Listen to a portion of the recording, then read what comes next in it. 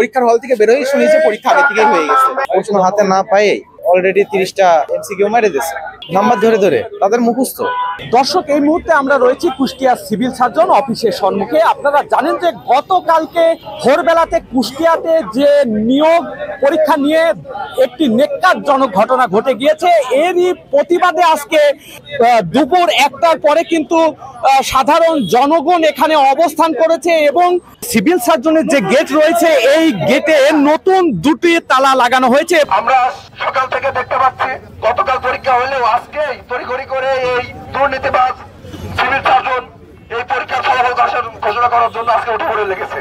স্পষ্টভাবে জানাতে চাই, অবিলম্বে আজকের ভিতরে এই নিয়োগ পরীক্ষা বাতিল এবং পুনরায় এই পরীক্ষা নেওয়ার প্রতিশ্রুতি আমাদেরকে দিতে হবে এবং যারা এর সাথে জড়িত দুর্নীতি যারা করেছে তাদেরকে আইনের আওতায় নিয়ে আসতে হবে।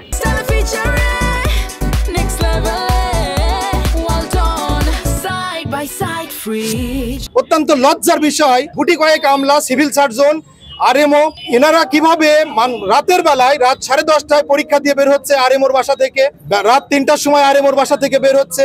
এখানে অনেক ছাত্রছাত্রী যারা অভিযোগ করেছে যে এখানে এমসিকিউ পরীক্ষার প্রশ্নপত্রগুলো সরাসরি আরএমও ডাক্তার হোসেন ইমামের বাড়িতে এগুলো ফিল করা হচ্ছে, তাদেরকে প্রশিক্ষণ দেওয়া হচ্ছে, প্রশ্নপত্র ফাঁস করা হচ্ছে, চাঁদাবাজি করা হচ্ছে।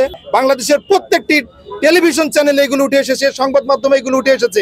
এরপরও কুষ্টিয়া জেলা প্রশাসন কেন দেখছে না? কিছু কিছু ব্যক্তি প্রশ্ন হাতে না পায়ে আপনার অলরেডি 30টা এমসিকিউ মেরে দিয়েছে, প্রশ্নই হাতে পায়নি, সে কিভাবে মারে?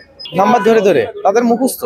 আমাদের দাবি একটা, এই পরীক্ষাটা বাতিল করা হোক এবং যারা এর সাথে জড়িত তাদেরকে আইনি ব্যবস্থা গ্রহণ করা হোক। পরীক্ষার হল থেকে বেরোই শুনি যে পরীক্ষা আগে থেকেই হয়ে গেছে, রাতেই নাকি হচ্ছে অ্যাম্বুলেন্সে করে অনেকে এসে পরীক্ষা দিয়ে গেছে। তো এখন আমরা তো প্রিপারেশন নিয়ে ভালোভাবে পরীক্ষা দিতে গেছি, তো এখন তো বেরোই দেখি যে এটা আগেই যদি টাকার বিনিময় হয়ে যায় তাহলে আমাদের তো এই যে পরিশ্রম করে কষ্ট করে পরীক্ষা দিলাম এর তো কোনো মূল্য থাকবে না। এখন চাই যে এই পরীক্ষাটা বাতিল করে নতুন করে আবার নিয়োগ দিয়ে পরীক্ষাটা দিই। যারা যারা এই দুর্নীতির সাথে জড়িত তাদেরকে আইনের আওতাভুক্ত আনুক। এটা কি আমাদের জন্য কি লজ্জাজনক না?